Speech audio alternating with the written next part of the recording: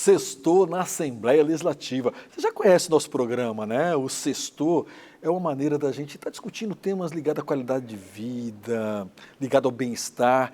E esse Sextou é muito especial, porque é o Sextou no Novembro Azul. Isso mesmo, né? A gente está mantendo a tradição. Fizemos o Outubro Rosa, agora o Novembro Azul é voltado para a gente estar discutindo questões ligadas ao câncer de próstata, à sexualidade masculina, enfim, uma série de assuntos muito interessantes. Tenho certeza que você vai gostar muito, até porque é o nosso convidado do Sextou, claro.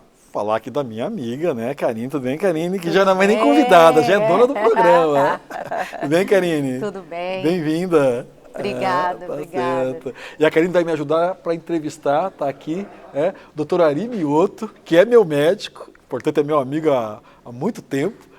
Doutor Ari é formado na nossa federal, aqui, não vou ler todo o currículo dele, que é enorme, mas enfim, ele tem doutorado pela Universidade Federal de São Paulo, é professor da Uniderp.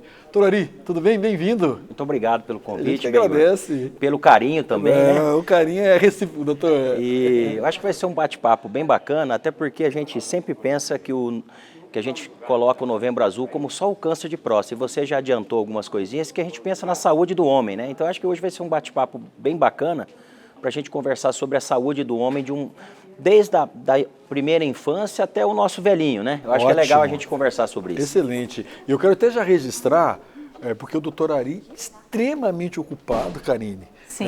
O consultório dele, você tem que estar, e ele conseguiu um tempo na agenda dele para atender a gente. Se dispôs a estar aqui com a gente, né? Para esclarecer um pouquinho essas dúvidas aí para os homens, né? Porque com certeza existem muitas dúvidas ainda para as mães dos adolescentes e para os homens, os adultos também, né?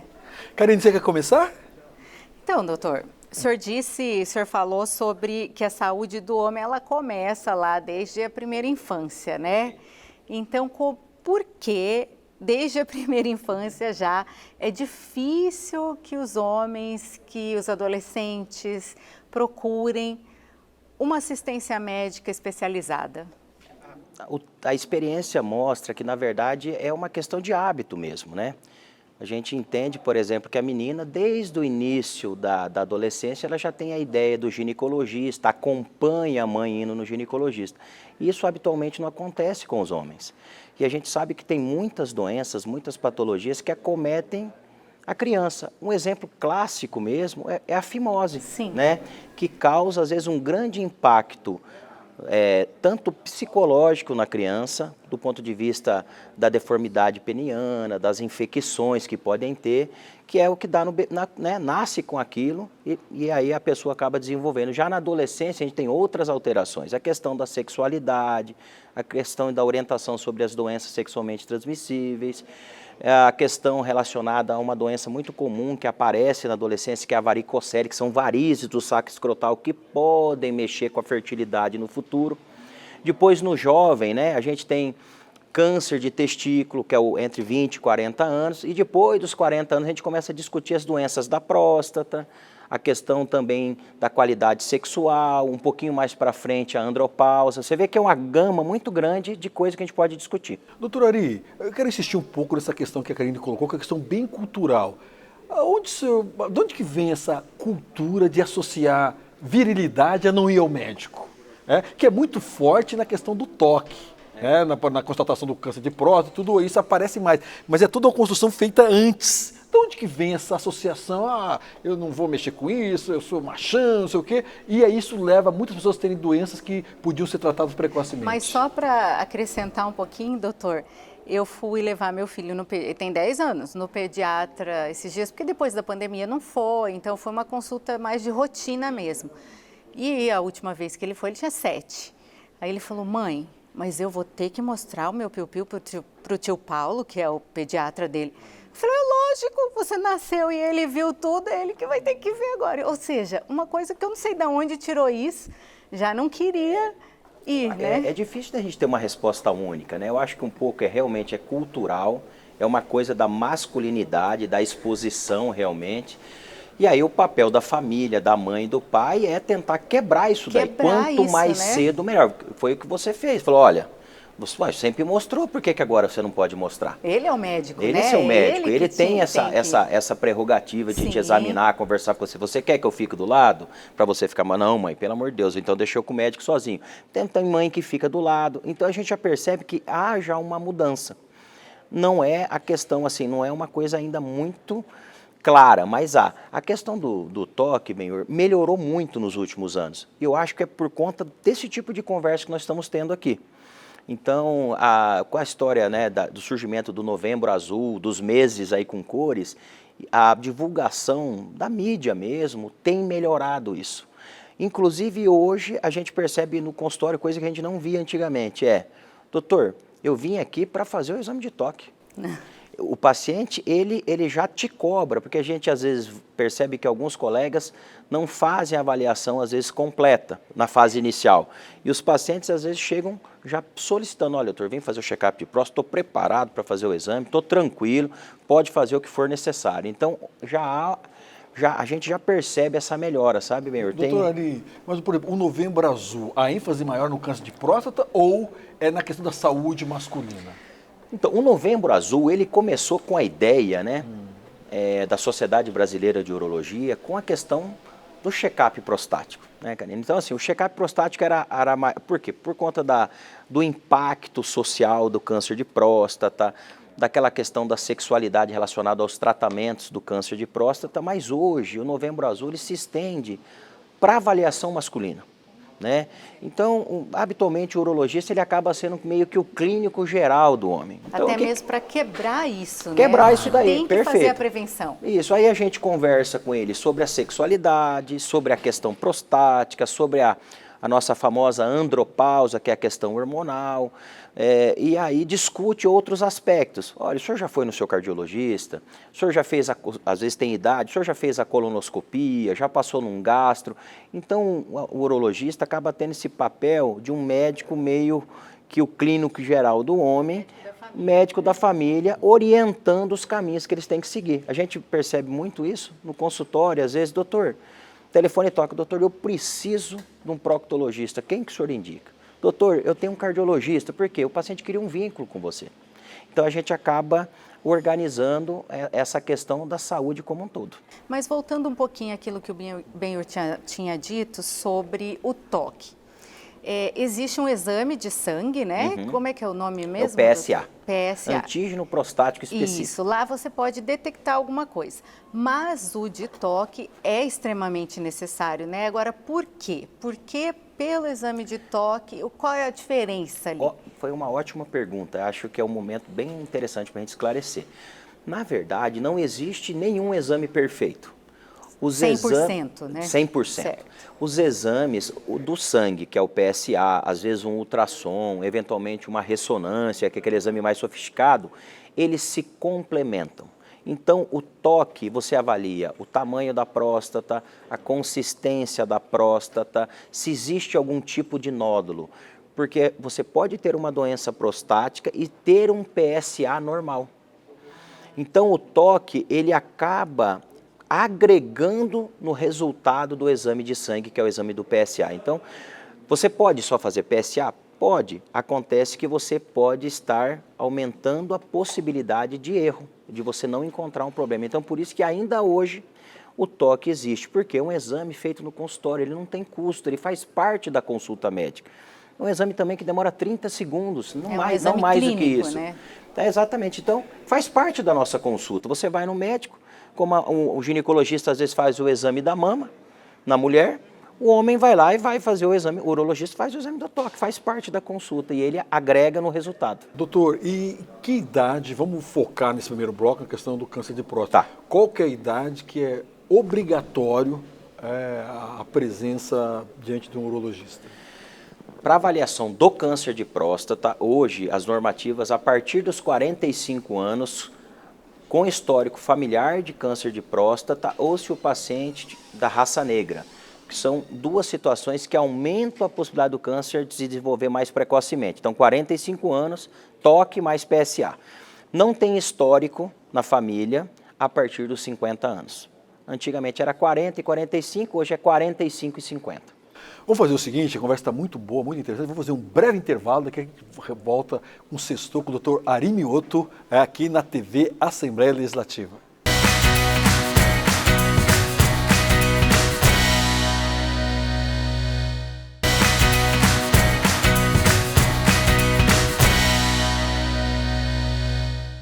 Então vamos lá, Sextou na Assembleia Legislativa, né? Recebendo aqui o Dr. Ari Mioto, urologista, a propósito do Novembro Azul.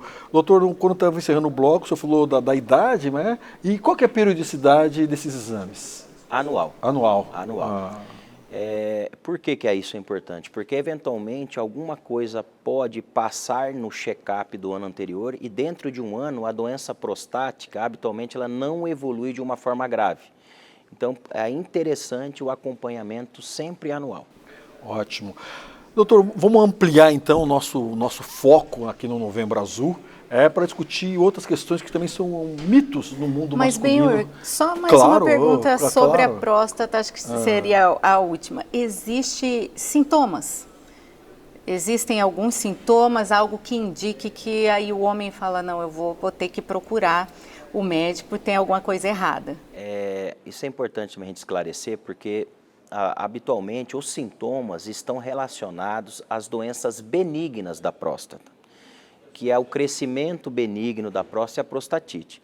O câncer de próstata, na fase inicial, ele é assintomático, que é a fase curável, por isso a importância do check-up. Exatamente. Então, assim, por isso que a gente acaba acompanhando anualmente. Por quê? Porque não dá sintoma. Quando dá sintoma um câncer de próstata, é porque realmente a coisa está bem avançada. Os pacientes sempre me perguntam, doutor, o que eu posso fazer para prevenir câncer de próstata? Na verdade, esse check-up anual é para a gente descobrir o problema precocemente. A gente não está prevenindo, mas o que a gente pode fazer para prevenir? Dieta pobre em gordura animal. Uso de frutas vermelhas, já teve estudos mostrando que sim, outros que não, tipo molho de tomate, melancia, derivados da soja, exposição solar, isso protege contra o câncer de próstata. E alguns medicamentos também, quando a pessoa às vezes precisa utilizar, ela usa o medicamento para determinada doença e ele acaba protegendo contra o câncer de próstata. Então, o que a gente faz é acompanhar de perto para descobrir o problema precoce. A prevenção, realmente, quem faz é o próprio indivíduo, né? Não é o médico. E descobrindo precocemente qual é a chance de cura. A chance de cura hoje, com as tecnologias de tratamento, é praticamente, olha, um número próximo a 100%. Você descobrir uma doença precoce, bem precoce, com os tratamentos que a gente tem hoje, a possibilidade de cura é muito grande, com pequenas complicações, que a gente se preocupa muito, que é o problema da disfunção erétil, perda da qualidade da ereção e de ficar urinando na roupa, incontinência urinária. Hoje, esse tipo de situação no tratamento do câncer de próstata, com as novas tecnologias, novos métodos cirúrgicos, são extremamente incomuns, raros. E existe a possibilidade de impotência? Sempre existe, dependendo do tamanho da doença e do tamanho do tratamento. Se você tem uma doença menor, uma pessoa muito saudável sexualmente, a chance dela ficar bem é muito grande. Se tem uma doença que está crescendo, invadindo estruturas, a gente tem que fazer um tratamento maior, e a pessoa às vezes é mais idosa, realmente isso pode afetar a qualidade eretiva, e a gente aí discute depois os tratamentos para a questão erétil, Depois que o paciente está curado, a gente fala, olha, agora vamos melhorar esse outro lado aí que primeiro é tratar o câncer. Primeiro vamos curar, depois a gente resolve o que está acontecendo. Mas vamos pensar essa questão da disfunção erétil para além da questão do câncer de próstata. Até aproveitar a questão da ejaculação precoce e outras questões. Como é que o senhor, na tua experiência de mais de quase 25 anos de formado, como é que os homens no consultório têm trabalhado? Porque também é um tabu, é um mito no mundo masculino. A pessoa raramente fala das suas dificuldades sexuais, da impotência, da falta de desejo, ou enfim, da ejaculação precoce. Como é que esse tema tem chegado até o senhor? Acho que a primeira mensagem que a gente pode dizer é que os homens habitualmente demoram, quando tem esse tipo de problema, disfunção erétil, ejaculação precoce, eles demoram para chegar no consultório. E eles chegam habitualmente quando há uma pressão familiar, da esposa, da namorada. Então, são poucos homens que vêm por espontânea vontade, falar, doutor, estou com um problema e vim aqui para consultar. Então, habitualmente são pacientes que já geraram problema no ambiente familiar, de namoro, do casamento, e já chegam com a questão da autoestima e do psicológico bem abalado, né? Porque para eles habitualmente é uma vergonha, né, chegar a esse ponto, e afeta habitualmente jovens, né? E esse é o problema. A pessoa que tem mais uma experiência de vida, ela entende melhor, fala, eu envelheci, vamos melhorar. O jovem, ele não aceita essa situação, e aí ele começa a arrumar coisas alternativas também. Compra medicamento A, compra medicamento B, receita com o amigo, vai na internet, e aí as coisas não funcionam habitualmente. E aí o desespero aumenta. Então a gente às vezes atende os pacientes nessa situação, muitos precisam às vezes de acompanhamento psicológico, medicamentos às vezes para tratar até a questão de uma depressão leve ou de uma ansiedade de performance, e em alguns casos a gente precisa também agregar medicamentos para melhorar a qualidade eretiva, né? Então, isso é claro, cada caso é individualizado, mas a gente percebe que nesse tipo de doença o homem chega atrasado. Doutor, e uma coisa que está se tornando comum é jovens que fazem para, segundo eles, melhorar a performance, usam medicamentos que... Isso traz algum prejuízo a médio prazo? O que o senhor diria para quem está nos acompanhando, tem filho, ou a pessoa me está assistindo e quase que viciou nesse tipo de medicamento? Hoje o jovem ele quer tudo mais, né? E essa questão da qualidade eretiva acabou tendo uma demanda muito grande para esses medicamentos para melhorar a qualidade eretiva de uma forma totalmente recreativa, né? A pessoa não tem um problema, mas ela quer melhorar aquilo que já está muito bom. E habitualmente o que acontece? Do ponto de vista metabólico, né, físico, assim, o medicamento não causa nenhum dano, pelo menos nos estudos até hoje. Dano assim, vai dar infarto, vai dilatar o coração, vai aumentar a pressão, não. O problema é que você usa um medicamento que você não precisa e habitualmente existe uma dependência psíquica do remédio.